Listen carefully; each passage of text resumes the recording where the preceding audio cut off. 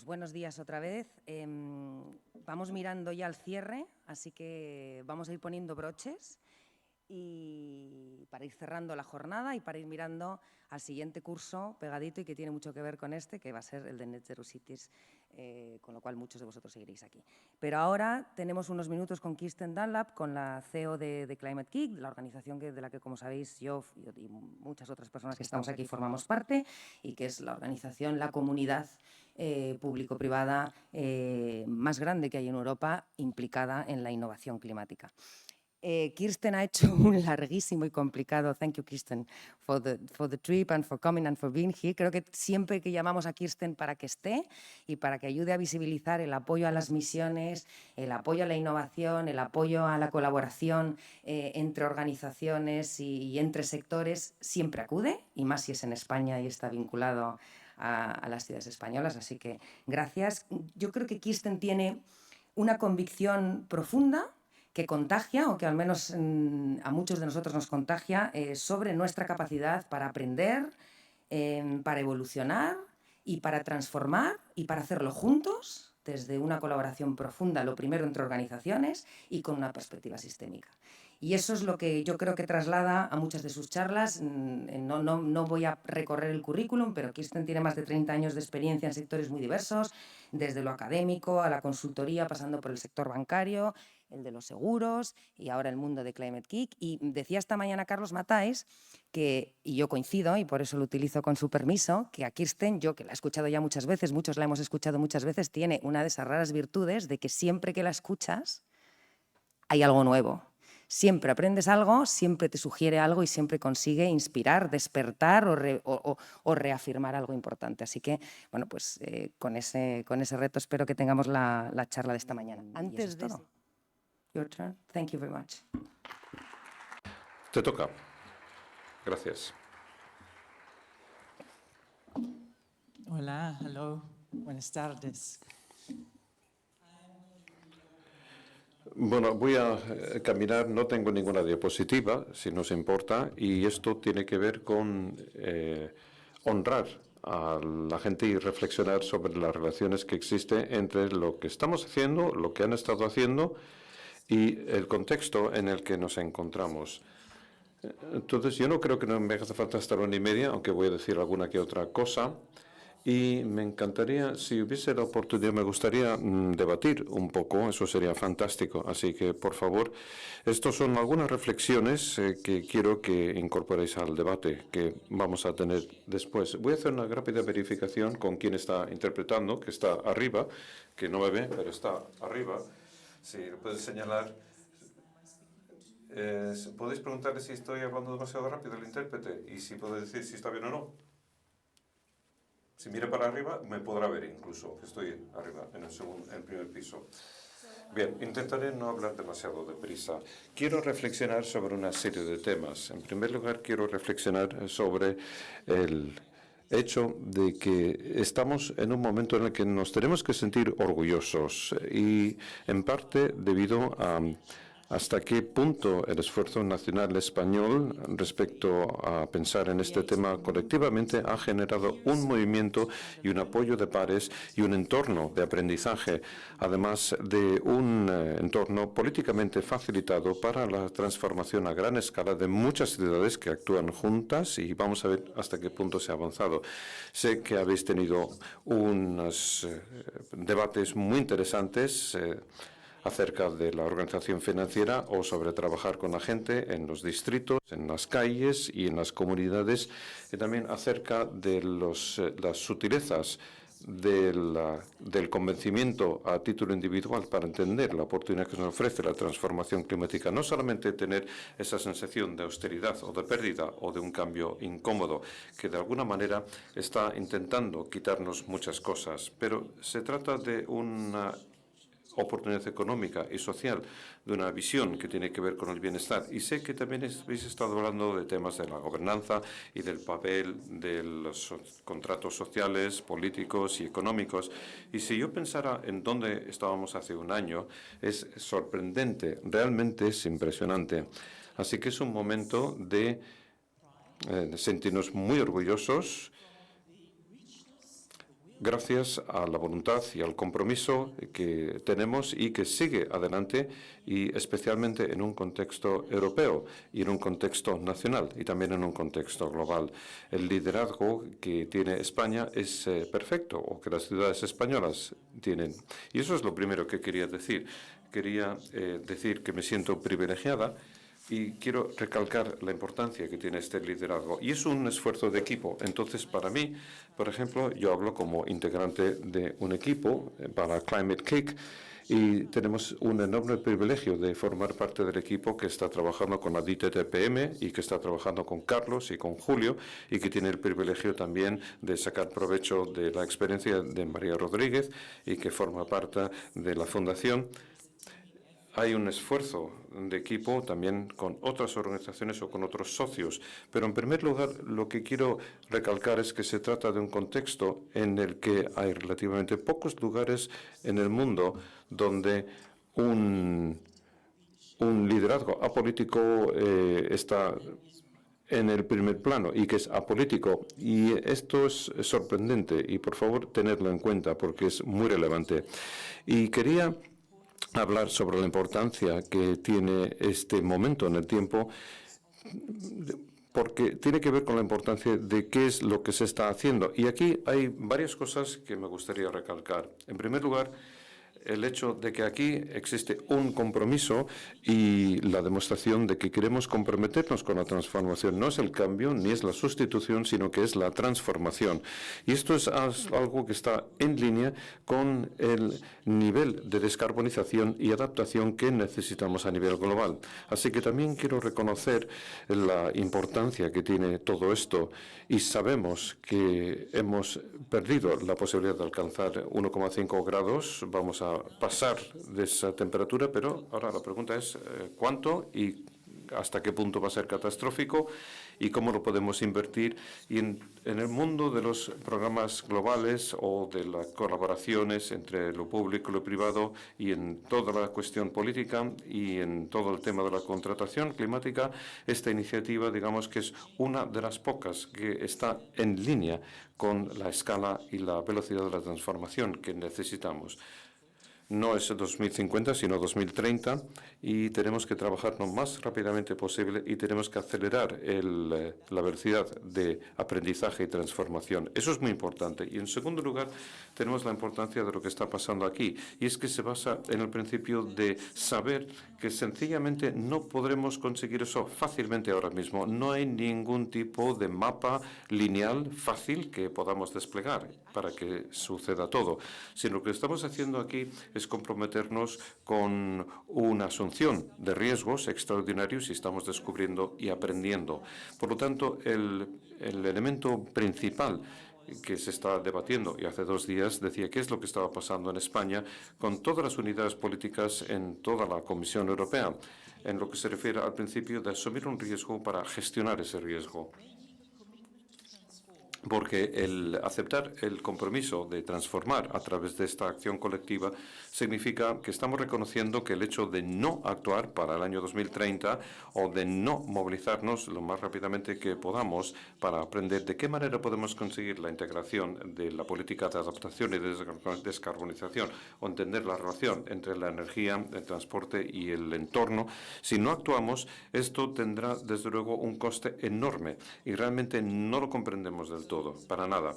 Así que hay una sensación de que hay que actuar, hay que movilizarse, hay que transformar y hay que asumir el riesgo más bajo posible para hacer las cosas rápidamente, puesto que el aprendizaje desde las trincheras nos da muchísima más agilidad y muchísimas más capacidades. Y después tenemos la sensación no solamente de la importancia de lo que está pasando en lo que se refiere a la aportación que hace respecto a crear alternativas para poder vivir con altas emisiones, o creando entornos urbanos en los que aprendamos a vivir con una relación diferente con los materiales, con la energía, con los recursos y con el entorno natural. Pero después tenemos la cuestión de cómo se puede hacer trabajando con muchas personas. No solamente se trata de una cuestión de una serie de intervenciones políticas, no solamente se trata de trabajar con las ciudades únicamente, sino que hay un complejo lleno de muchos actores a múltiples niveles y a múltiples escalas también, que significa que hay que trabajar con la industria y con las pymes, con las universidades, con la transferencia tecnológica, con los legisladores, con la ciudadanía, con los estudiantes, con los padres, con los abuelos. Es decir, hay que trabajar de una manera profunda y sostenida para establecer una colaboración permanente.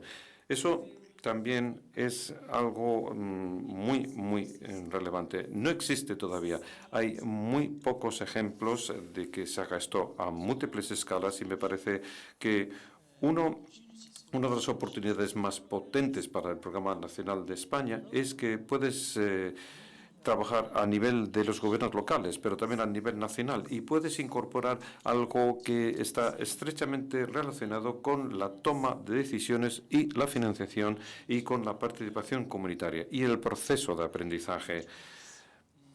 Y esto perdura, y perdura a través o durante los diferentes ciclos políticos, con lo cual hay que decidir comprometerse con la transformación, hay que reconocer que se trata de un proceso de utilizar la innovación y de emprender acciones colectivas para aprender cómo se tienen que conseguir cosas y reconocer que es el trabajo de muchas personas, no solamente el trabajo de unos pocos, y que está profundamente relacionado en una relación que se da entre las diferentes acciones que van de arriba hacia abajo y al revés. Y después hay una tercera observación en base a lo que he visto y lo que he oído, que tiene que ver con la importancia de cuándo voy a hacer todo esto. Bueno, posiblemente tendréis al PP, tendréis ciudades con el PP, otras ciudades que no, y tendréis ciudades donde tenéis un contexto nacional, no solamente vosotros, sino que Suecia está debatiendo el tema de abandonar la Unión Europea porque no quiere inmigrantes. Tenemos Alemania, por ejemplo, que la semana pasada ha publicado su estrategia con respecto a su relación con China y está empezando a reconocer que tendrá que adoptar la posición más dura de la Unión Europea, y China, desde luego, no está en línea con los valores de la Unión Europea. Y tenemos un mundo en el que habría que unirse como especie, pero estamos fragmentándonos y estamos centrándonos en los intereses a corto plazo y en conflictos que tienen mucho que ver con la venganza del pasado y no tienen que ver con construir el futuro que nosotros necesitamos, en el que necesitamos para vivir. Y en este momento en el tiempo, la creación de un entorno en el que somos capaces de colectivamente demostrar que el trabajar sobre el clima, la naturaleza, las personas y la economía no es un discurso político, sino que es un discurso de muchos elementos fundamentales. No hay trabajos en un planeta muerte, como decía Sarah Johnson, como lo recuerda muchas veces. Así que esta noción del clima es un co-beneficio para ciudades más seguras, para ciudades más próximas, para ciudades más limpias, ciudades menos calurosas, para ciudades donde la gente tenga una sensación de asequibilidad y de accesibilidad y de cohesión social y de justicia y de bienestar. Y si somos capaces de crear un espacio donde esto sea físicamente posible y que sea alcanzable desde el punto de vista de las emociones, creo que alcanzaremos lo mejor que podríamos conseguir en esta década. Y eso, para mí, desde luego, sería la importancia de cuándo se va a producir esto. Podemos aprovechar estos días para trasladar hasta los siguientes meses la determinación tranquila de quedarnos firmes en nuestros planteamientos y de seguir por esta misma vía. No se trata de ningún partido político, ni mucho menos, sino que tiene que ver más bien con estar focalizado en los resultados económicos y los resultados sociales, que es lo que nos va a dar la estabilidad y la paz que necesitamos para garantizar la transición en circunstancias muy difíciles. Y yo creo que el enemigo contra el que estamos luchando, si queremos pensar en con quién tenemos el conflicto o contra quién estamos corriendo, contra quién estamos guerreando. Nuestro enemigo es la desesperación. Y yo estaba ayer en el tren durante muchas horas, bueno, bueno, nos tienen que trasladar a otro tren, y lo que observé en las conversaciones que me rodeaban era que hacía mucho, mucho calor y que va a hacer más calor todavía. Es otro verano de asco, el año que viene va a ser peor, pero la conversación, desde luego, no tenía que ver con qué es lo que podemos hacer, sino que la conversación es que, bueno, supongo es que nos tenemos que acostumbrar a ello. Y si seguimos pensando de esa manera, habrá cada vez menos años en los que nos acostumbremos a esta situación. Entonces, no solamente se trata de la desesperación dramática de los jóvenes, como mis hijos, que me dicen, no merece la pena, ¿por qué haces lo que haces? Porque, Kirsten, tú nunca vas a cambiar el mundo, así que ríndete y vamos a ver a dónde nos mudamos. Y estoy luchando a la hora de la cena y les digo, nunca, nunca os rindáis. Pero también son los aspectos más sutiles de la desesperación, y la gente normaliza el hecho de que no tienen por qué pensar en cómo hay que sobrevivir con 50 grados durante 4 meses. Hay alternativas, y en esta sala, en este auditorio, tenemos la esperanza y tenemos también la posibilidad de que hay también soluciones económicamente interesantes y muy abundantes y muy inteligentes, y algunas de ellas son muy, muy innovadoras. Y yo creo que hay que ver lo importante que es mantener esta sensación de persistencia y consistencia para poder mantener ese espacio fuera de las cuestiones de qué es lo que es político y qué es lo que no lo es. Esto tiene que ver con crear narrativas que nos unan y que están profundamente enraizadas en el proyecto europeo de ser más fuertes cuando unifiquemos, cuando trabajemos juntos, algo que tiene que ver con algo que es mayor que la suma de las partes. Y la última cosa que quería comentar tiene que ver con la importancia de que lo que esto puede producir. Y hay 4 cosas que iba a escribir en vez de memorizar. 4 cosas sobre las que quería reflexionar en cuanto a la importancia de la plataforma española puede conseguir. En primer lugar, tenemos una sensación de confianza. Habéis estado hablando con instituciones financieras, yo estoy hablando con inversores y con fondos de inversión, con fondos a gran escala, pero lo que sí que financia las necesidades es la confianza de lo que hagas al margen de los retos. Va a mantener el rumbo fijo, va a seguir en la misma dirección. Entonces, lo que estáis construyendo al colaborar los unos con los otros es la confianza de que vais a generar una señal muy uniforme y muy clara. Estamos creando el entorno regulador, el entorno político y el conductual para aquellas ciudades que son sostenibles y también regenerativas. Y esto, desde luego, es el elemento más importante para sacar provecho de estas oportunidades que tendremos en el mundo en los próximos 50 años. Así que si os interesan las financiaciones al corto plazo, medio plazo y largo plazo y tenéis dinero, es aquí donde el mercado está poco a poco creciendo cada vez más. Y esto tiene mucha importancia, tiene mucha fuerza. Lo que no nos gusta a las finanzas es la volatilidad. Entonces hay que mantener la nave firme. En segundo lugar, tenemos la creación de precedentes. Si los trabajos que se están sucediendo en los diferentes de los países de la Unión Europea, lo que tenemos que sacar es mayor provecho de los sandboxes, y lo que la gente quiere son ejemplos donde algo ya se ha testado, ejemplos donde algo está empezando a darnos alguna evidencia, alguna base de precedentes respecto a qué es lo que se podría hacer y cómo. Trabajos en los Países Bajos sobre los préstamos financieros para los hogares, para un hogar físico, en vez del propietario, para que pueda pagar las reformas. Y esto es un precedente, porque esto cambia la lógica por completo. Entonces, de que una familia tenga que precisar 70.000 euros, sino que nos centramos en el hogar, en el piso. Y esto hace que los financiadores empiecen a pensar. Dice, vale, ahora voy a empezar a pensar en el valor que van a tener estos pisos reformados, y eso empieza a convertirse en un activo que va a ser especialmente interesante. Y puedes empezar a incluir a las compañías de seguros y decir, bueno, pues podríamos empezar a pensar en términos de carteras o de agregados, donde va cambiando el precio del suelo y lo puedes securitizar, puedes mutualizarlo, puedes empezar a compartir también ingresos lentamente, y me podría volver mucho más técnica, pero lo que quiero decir en definitiva es que tú generas este precedente que empieza a abrirse poco a poco. Es como las vías neuronales en nuestros cerebros, como individuos, son vías neuronales sociales y económicos. Empieza a, digamos, hacer que nos sintamos más confiados y más valientes en nuestro deseo de experimentar con este tipo de soluciones. Entonces, la creación de confianza y de precedentes, dos cosas que tienen muchísimo poder en el efecto de plataforma de las ciudades cuando trabajan juntas. En tercer lugar, tenemos la construcción de movimientos en el contexto de lo que está pasando este año con la COP y lo que va a pasar en Dubái y con las tensiones que se están dando con la COP, que se va a celebrar en Dubái, que es el proceso de Naciones Unidas contra el cambio climático.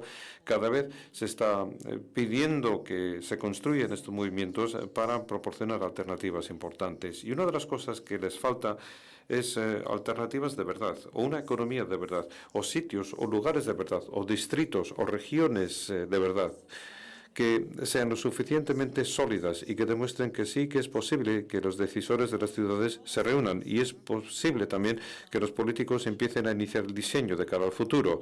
Y estoy pensando en las oficinas en las ciudades que son oficinas para el futuro, que es posible empezar a analizar la combinación del entorno, de la movilidad, del transporte, de la energía, de las redes, de los alimentos, en fin, y empezar a ver cuáles son las relaciones que existen entre estos componentes. Esto construye un movimiento que es el antídoto más importante para la desesperación que tenemos. Y el último elemento que tenemos en lo que se refiere a lo que se ha creado es la creación de oportunidades. Esto, desde luego, es una beta muy importante, muy rica de pensar cómo hemos de vivir, cómo hemos de crear nuevos modelos de cadena de valor, modelos industriales, modelos de redes, en fin, nuevos sistemas de ecosistemas. Si abordamos la idea de los sistemas de los ecosistemas, tomamos la naturaleza como nuestro enseñante y montamos las ciudades que funcionan ecológicamente.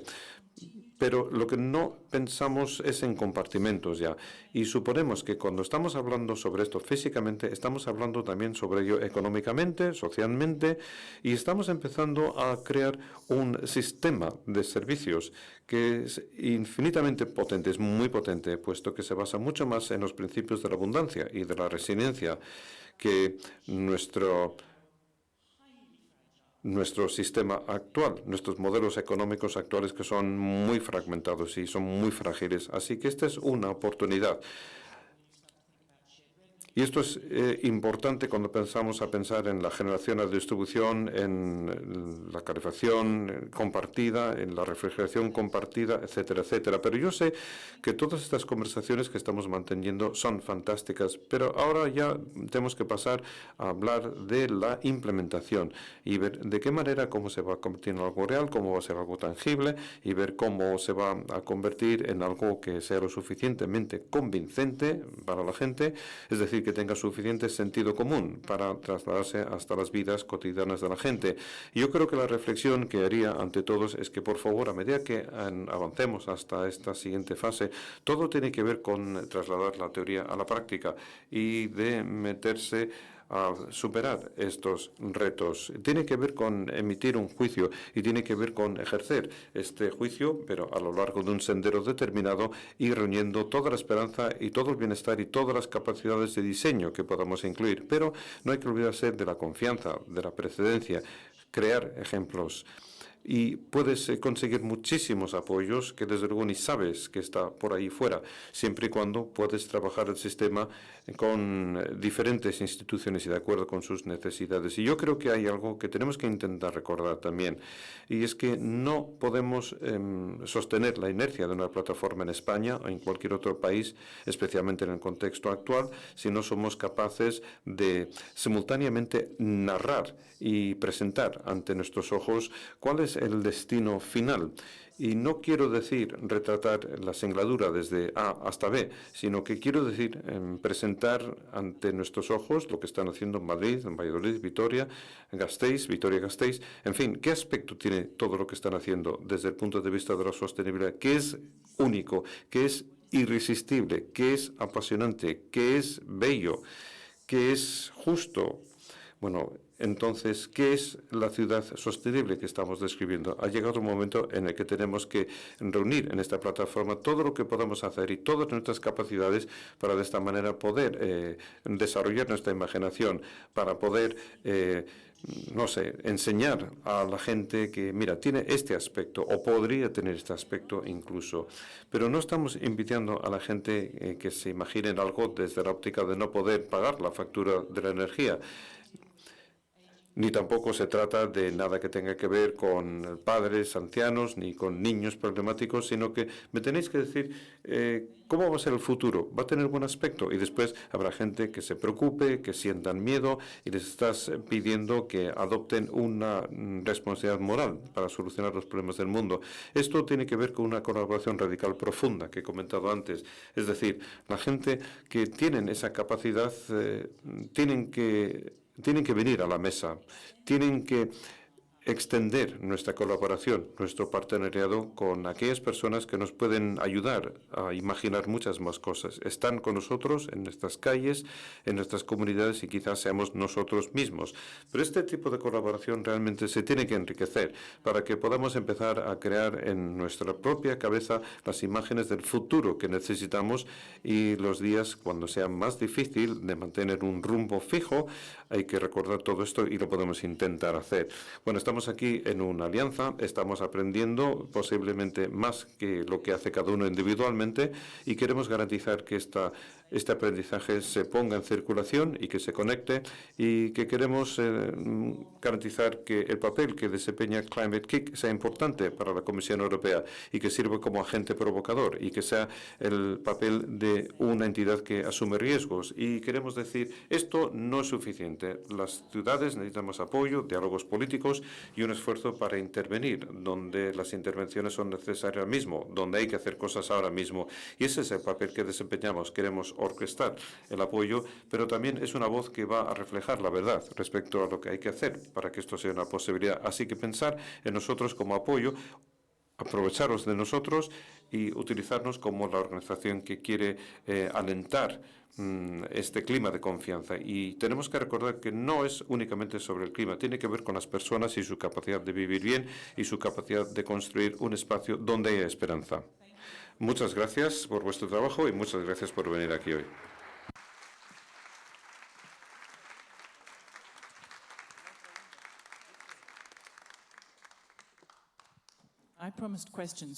Bueno, prometí que habría preguntas y creo que hay dos, ¿no?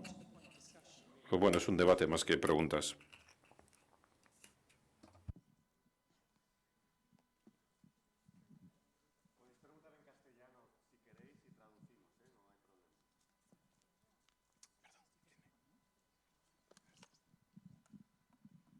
Good morning, Christine. Buenos días, Kristen. Tengo una pregunta porque estamos hablando de ciudades, pero las ciudades están en un contexto determinado. Este es un contexto rural y hay tensiones entre las poblaciones rurales y las no rurales que han producido conflictos y que esto significa que se han fomentado las ideologías extremas. Pero ¿cómo piensas que podríamos aliviar estas tensiones y evitar lo que se está produciendo, que se está acelerando por toda Europa? Bueno, en primer lugar, el hecho de que en España ya existe la iniciativa de llevar a cabo esta agenda regional a través de la plataforma, me parece que es un caso de buenas prácticas.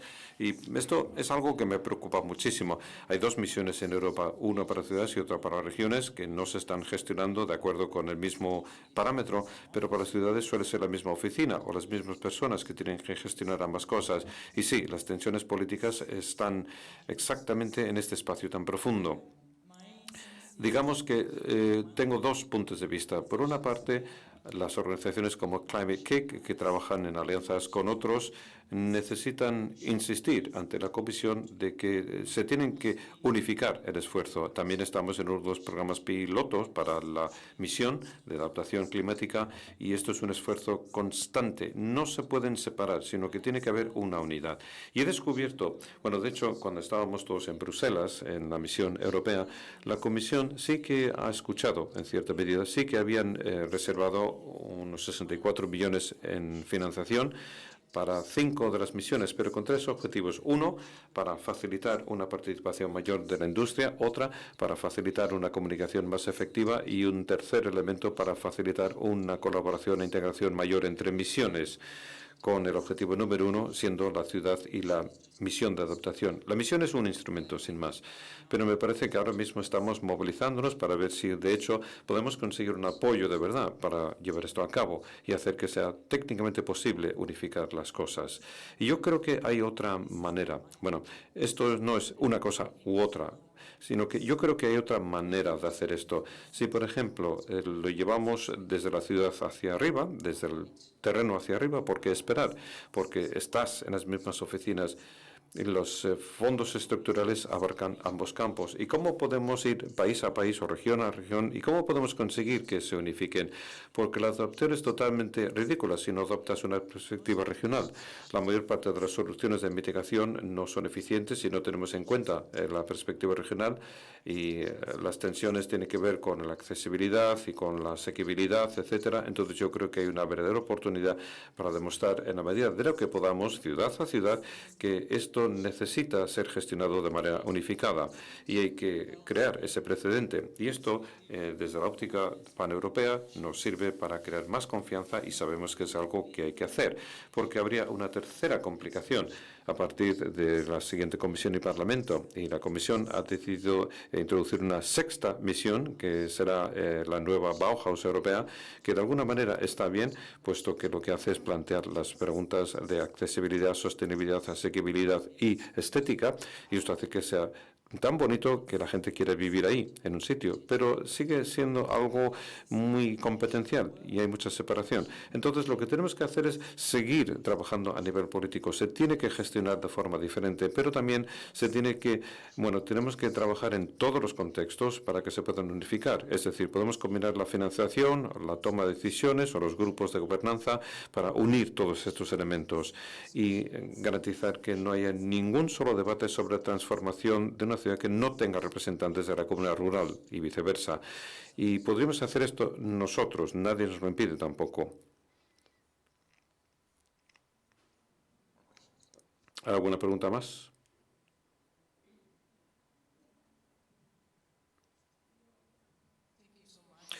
Muchísimas gracias por tu inspiración y por sus trabajos. ¿Cómo piensas que va a funcionar la misión? La mission level, el nivel de label, perdón, pensaba que decías nivel. No, la etiqueta de misión. Mission label, no level. Bueno, yo suelo abordar estas cosas, reacciono de una manera parecida cuando comentaba esto con mi compañera antes. Yo creo que hay muchas posibilidades de que esta etiqueta de la misión sea demasiado burocrática y potencialmente inútil. Pero, por otra parte, bueno, es algo que tú puedes utilizar y es un poco mi filosofía para las misiones como instrumento dentro de Europa. Y, bueno, estoy siendo muy clara al respecto. Tú me das una pulgada y yo cojo 5 millas. Entonces, ¿qué es lo que podemos hacer con la etiqueta de la misión? Hay un elevado riesgo de lo que intentará hacer es ser algo estándar para todo el mundo, lo cual hace que no tenga mucha utilidad para nadie, puesto que esto, desde la óptica de la Comisión, dice que hay algo que se puede entregar y que se ha desplegado en todas partes. Pero también es porque existe la preocupación, desde la perspectiva de lo paneuropeo, de que Europa tiene que demostrar que sí que ha creado algo que tiene que ver con la unidad de Europa y que unidad como mercado es más interesante que como un conjunto de Estados miembros. Entonces hay valor en todo esto. ¿Cómo podemos decir que la estandarización sí que envía una señal sobre Europa como un mercado a invertir? Eso tiene mucha fuerza.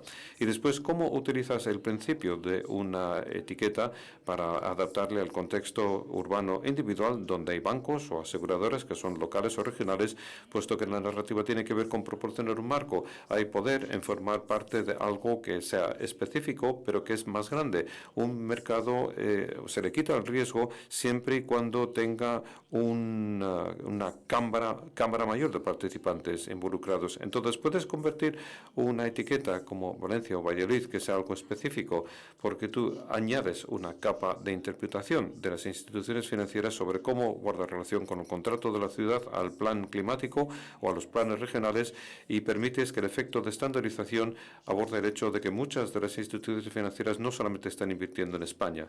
Y yo creo que lo tenemos que desarrollar. Tenemos que entender qué es lo que está empujando todo este proceso y tenemos que ver de qué manera podemos sacar provecho de todo ello.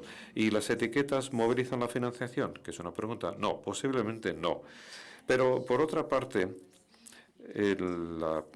la predictibilidad y los estándares, sí, y no solamente son los líderes financieros, sino que son los secundarios. Los primarios asumen riesgos porque ven oportunidades. Ahora sería BlackRock, pero en todas las ciudades hay una cartera y una estructura en la que tú puedes invertir, no con retornos extractivos, sino con lógica aleatoria, puesto que los proyectos grandes de inversión ya llegarán. Pero las finanzas a posteriori, la Casa de Risparmi, las cajas de ahorros en Italia y las fundaciones tienen que saber que forman parte de una especie de tribu, por no utilizar una etiqueta. Tenemos que pensar en nuestros sistemas.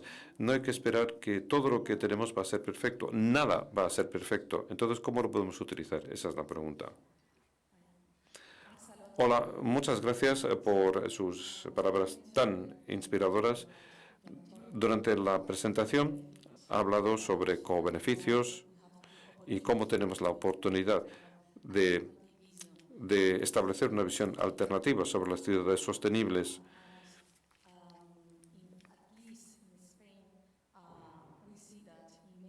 Y por lo menos en España lo que estamos viendo es que en muchas ciudades tenemos muchas desigualdades. Y para mí este proceso podría representar una enorme oportunidad para poder reducir estas desigualdades. Así que esta es la dimensión social que también se ha citado de pasada. Estamos intentando trabajar en este campo, pero me parece que no estamos teniendo en consideración esta dimensión en la medida de lo suficiente en este proceso. Entonces, me gustaría conocer tu opinión o las experiencias que ha habido en otras plataformas, en otros países, y ver de qué manera podemos construir e introducir la dimensión social en este proceso como una gran oportunidad que no debemos perder. Sí, estoy de acuerdo. Perdón, yo soy Beatriz de Oxfam Interfom. Sí, estoy totalmente de acuerdo contigo, perdón. Yo creo que hay una serie de reflexiones que se me ocurren.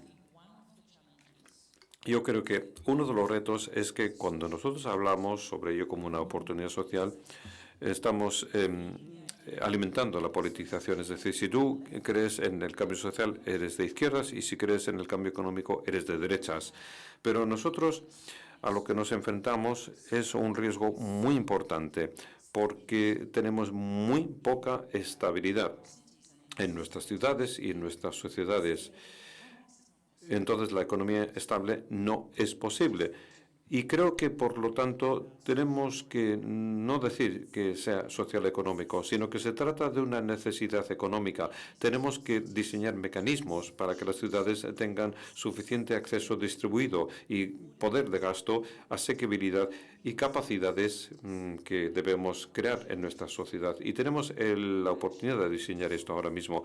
Y, de hecho, la necesidad de descarbonizar nos ofrece diferentes oportunidades en generación de energía descentralizada y distribuida, y también nos ofrece un concepto de circularidad que está totalmente en línea con un modelo económico, social y político radicalmente diferente, que es que tiene menos o plantea menos problemas en lo que se refiere a la extracción individual y la distribución. Pero uno de los retos tiene que ver con cómo podemos abordar esto de una manera muy sencilla, con términos unificados, en vez de decir, bueno, o creo en los valores de un sistema social o creo en los valores de los mercados del capital, puesto que es ahí donde nos quedamos atascados. Y después leí el informe del Club de Roma y en el informe Earth for All, y todos los análisis que ellos presentan dicen que si no puedes abordar el clima o la biodiversidad, si no empiezas con la desigualdad y la pobreza, no habrá un mundo lo suficientemente estable. O bien vamos a llegar a la descarbonización y vamos a hacer un mundo que no merece la pena tenerse. Y yo creo que en Europa realmente estamos en el espacio en el que decimos no queremos crear un mundo que esté descarbonizado, pero que sea totalmente desigual y que se divida por guetos. Eso no es lo que quiere el proyecto europeo. Pero hay que ser inteligentes respecto a cómo podemos hacer que esto sea un discurso no político, sino que se refiera a la economía básica, que genere estabilidad y que dé sostenibilidad a todas las empresas. Yo creo que hay una pregunta.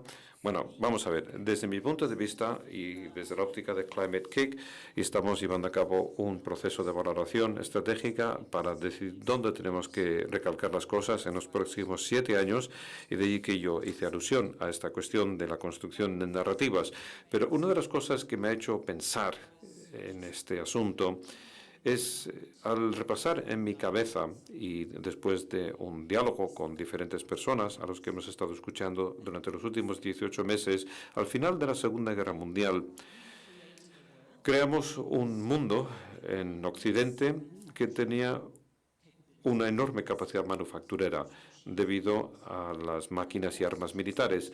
Y todo esto en los siguientes 30 años se convirtió en productos de publicidad, de televisión, de películas, en diseños, en revistas de diseño y empleos que continuamente presentaban la visión de la vida moderna, de una casa, de un coche, de electrodomésticos, cosas que tú comprabas cada año, ropa nueva, y durante 30 años influimos sobre nuestros cerebros para que supusieran que esto era un derecho humano básico normal. No hay nada normal en eso, para nada.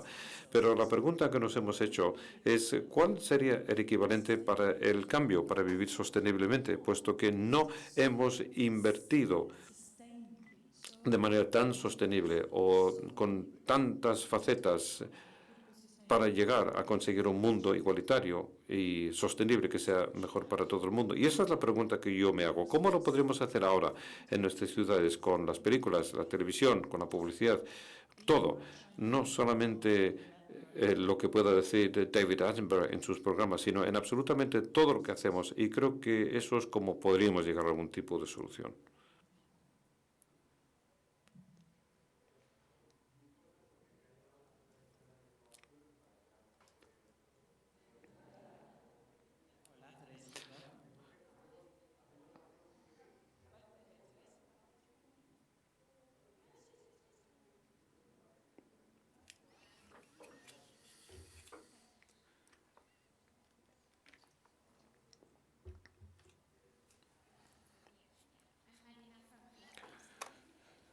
Soy Marina de Viladecans. Tú tienes el trabajo de la Oficina del Futuro, sí, efectivamente. Muchísimas gracias por tus palabras que me han servido de inspiración.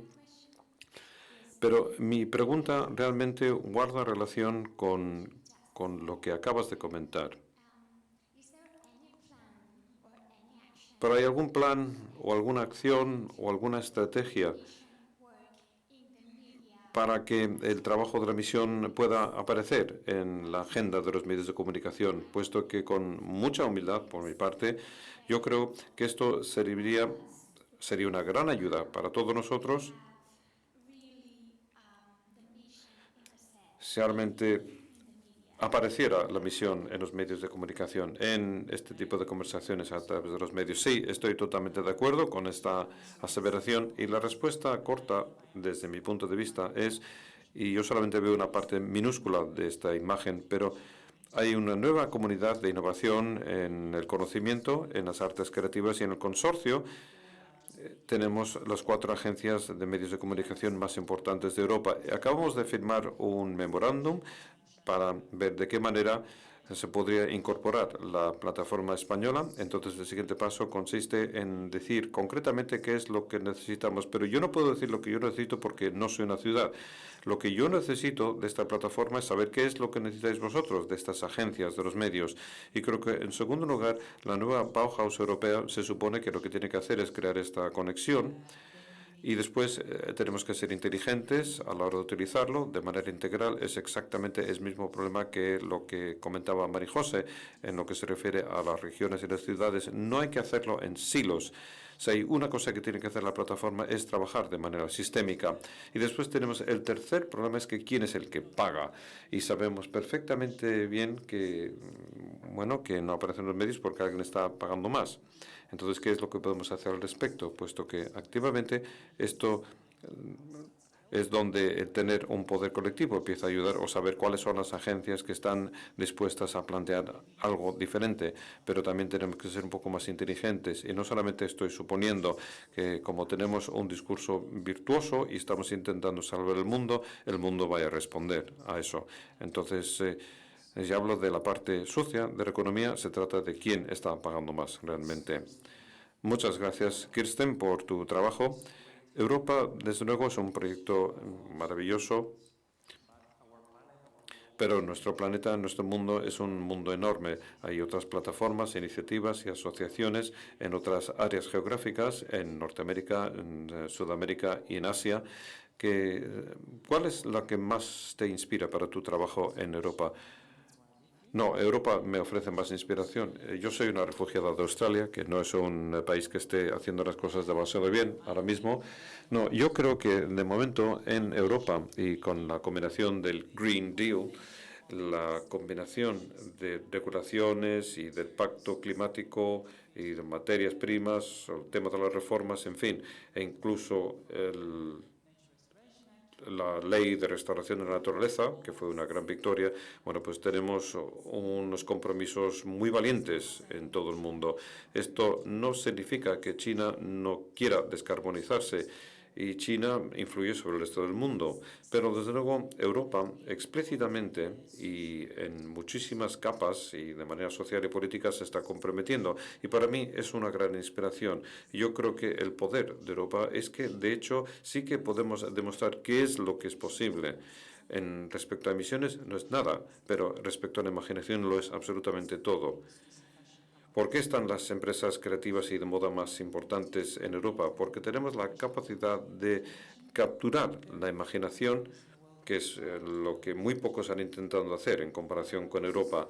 Pero también diría lo siguiente, y hemos presentado una oferta por 550 millones en Estados Unidos para descarbonizar 40 ciudades para el año 2035, recalcando las comunidades más igualitarias, porque Estados Unidos es un lío en ese sentido, y hemos citado la Plataforma Nacional de las Ciudades Españolas como precedente que sirve para explicar cómo es posible, dónde se ha hecho y que copiar también.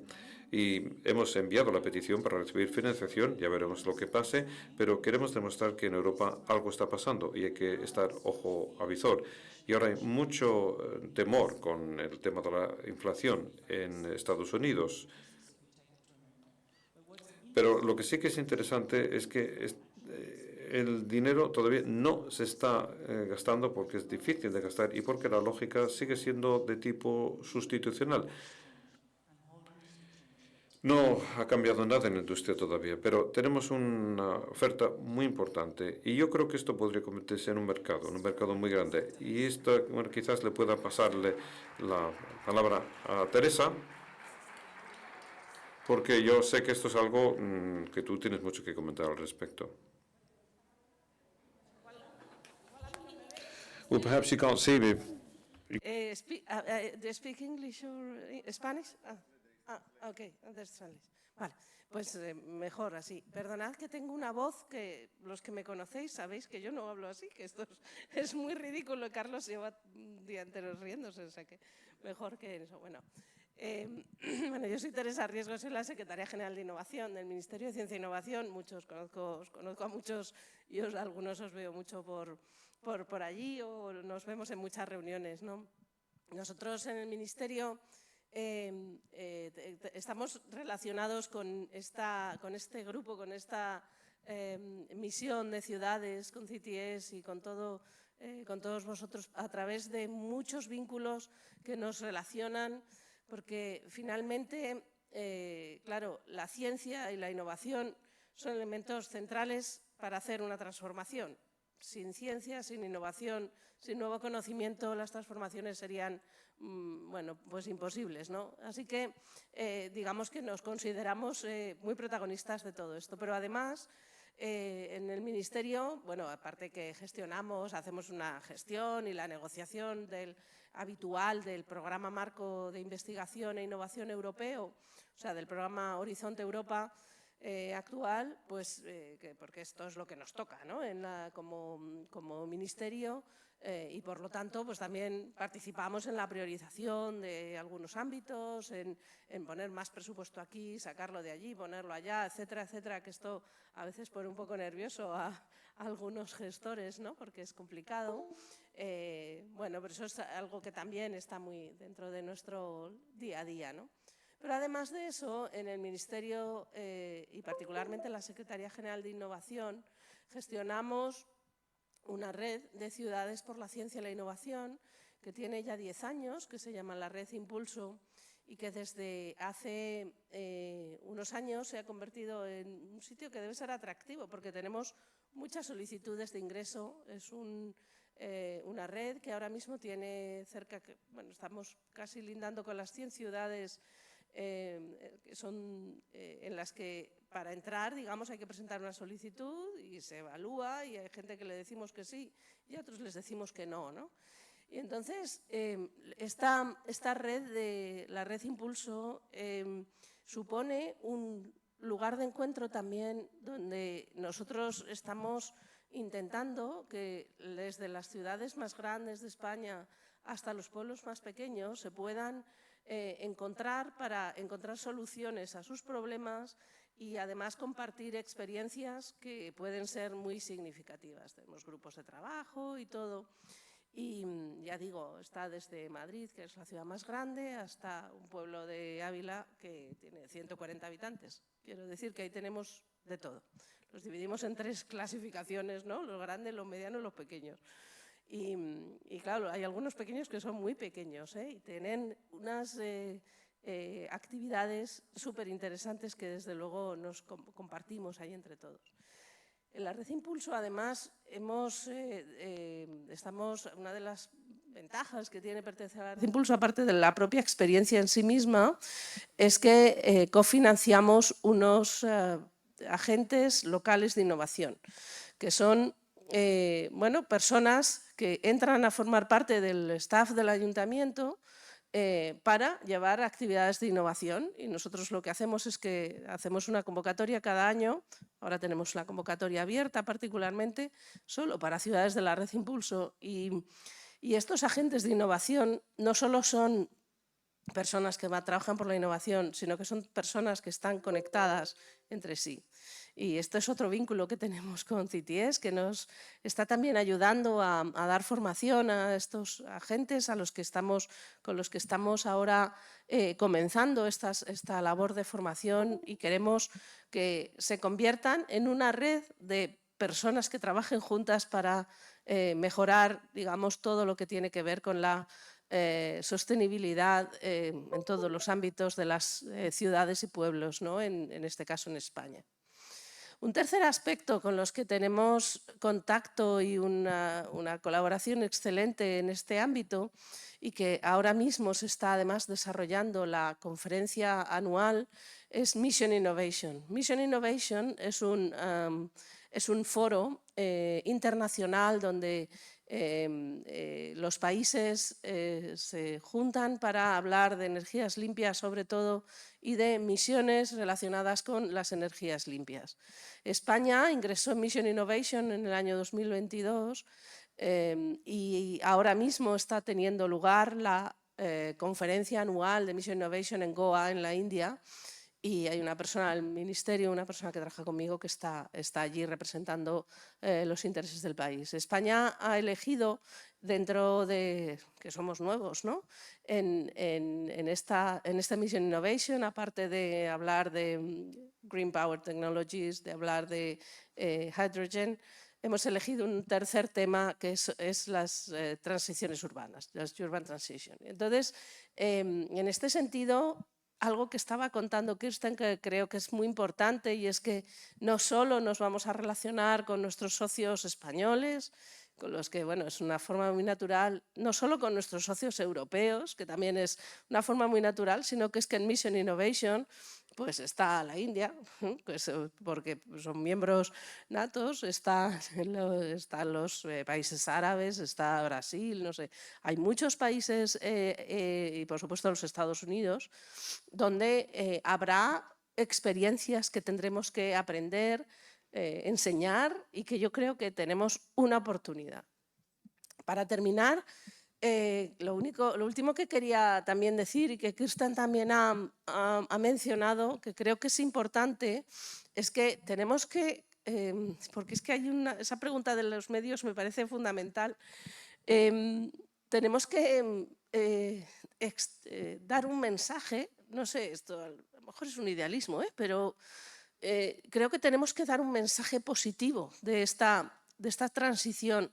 Esta transición hacia la que vamos no es algo que nos va a costar un esfuerzo, no. Esto es una oportunidad de mejora, es una oportunidad de mejorar incluso nuestra competitividad en Europa para ser un ejemplo, y luego todo ese ejemplo y todas esas lecciones aprendidas vamos a poder venderlas. Tenemos que aprender incluso a monetizar esto, que puede sonar un poco loco, pero es muy importante. Es importante que esto lo comuniquemos en positivo, porque hay voces que están deseando que esto se comunique en negativo, y esto no puede ser, porque hay voces que están diciendo no, esto no nos va a traer más que desgracia y pobreza, y esto no puede ser, porque la situación no es una broma, esto es algo en lo que tenemos que trabajar todos juntos, y tenemos que yo creo que los que estamos aquí estamos todos muy motivados, pero a lo mejor salimos ahí fuera y no hay tantos motivados. Y creo que es importante que traslademos esa parte de que esta transición es una transición que es una oportunidad y que es positiva. Y no digo que con esto nos vayan a sacar en los medios, pero a lo mejor por lo menos no damos esa especie de sensación de calamidad que a veces intentamos conseguir. Bueno, yo por lo menos creo que así lo veo que esto es una oportunidad, y como ha dicho Kirsten, en Europa vamos por delante, y creo que es una oportunidad para los europeos y para la economía europea el avanzar en este sentido. Así que os animo a todos a que sigáis haciendo este trabajo tan estupendo, y agradezco mucho a los organizadores que, a pesar de esta voz horrible, porque claro, no sé cómo me oís, pero bueno, sigáis queriendo que hable y todo. Y nada, muchísimas gracias, y perdonad porque he llegado un poco tarde, porque es que estaba arriba en otra cosa. Nada, muchas gracias.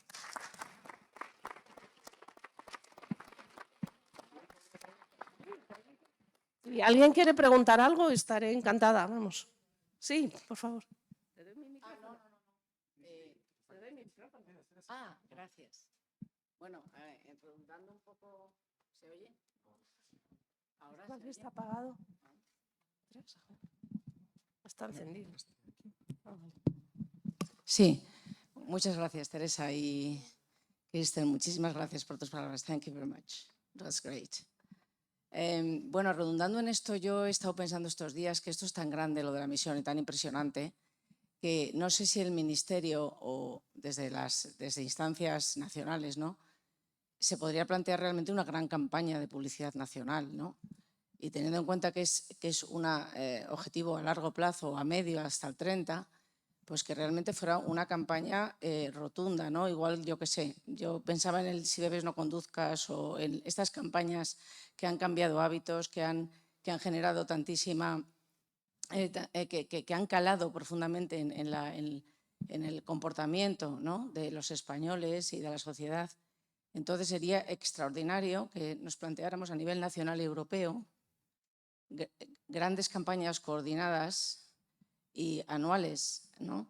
Una que vaya calando ese mensaje, como decía Kirsten, ¿no?, que decía este mensaje de no nos hemos imaginado, nunca hemos tenido en nuestro imaginario colectivo una sociedad sostenible, sino solamente que crece, consume, ¿no?, se lo come todo, y ahora queremos hacer otro mundo. Entonces, yo creo que es una idea que probablemente sea un poco Antoñita la Fantástica, como tú decías, o es un poco idealista, ¿no? Pero a lo mejor sí que es el momento de plantearse desde arriba la comunicación a gran escala, porque esto necesita de una gran campaña de comunicación, aunque luego existan las microcampañas de las ciudades en las que estemos coordinadas, ¿no? Entonces, no sé si España o Europa se ha planteado esto en el nivel institucional. Gracias. Bueno, a mí me parece que es súper interesante, desde luego. Yo creo que esa parte que podríamos llamar awareness, ¿no?, social awareness, esto creo que es fundamental y es algo que, si tengo que decir algo, en el Ministerio de Ciencia e Innovación hacemos fatal. Esto lo hacemos fatal, o sea, muy mal. Entonces, es verdad, creo que hacemos mal esa comunicación de las cosas que estamos financiando, de las cosas de las que somos capaces, y todo eso lo hacemos fatal. Claro, el momento es malo, ¿no? Es malo o muy malo, ¿no? Entonces, yo creo que hay oportunidades ahora, sin embargo, próximamente, que yo creo que van a ser, que están ahí, desde la presidencia española de la Unión Europea, que creo que es un momento muy bueno para hacer esto, esté quien esté aquí o lo que sea, hasta las elecciones al Parlamento Europeo del año que viene, que también serán un momento importante para que Europa muestre lo que hace, ¿no?, y a todos los niveles. Y yo creo que esto es uno de esos elementos que todo el mundo mira, ¿no? O sea, yo lo veo así. No sé qué pensará Kirsten, pero...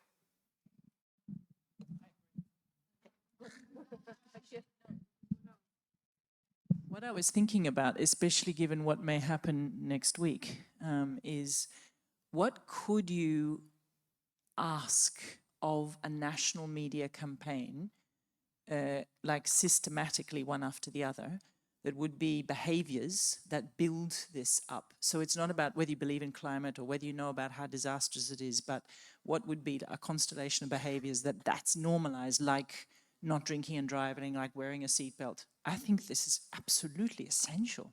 It would be fantastic. No. I think it is. I think it is. Bueno, eso, que creo que sí. Y además hay que hacerla en positivo, siempre en positivo, porque no podemos ser unos cenizos. Esto es muy importante. Perdonad que...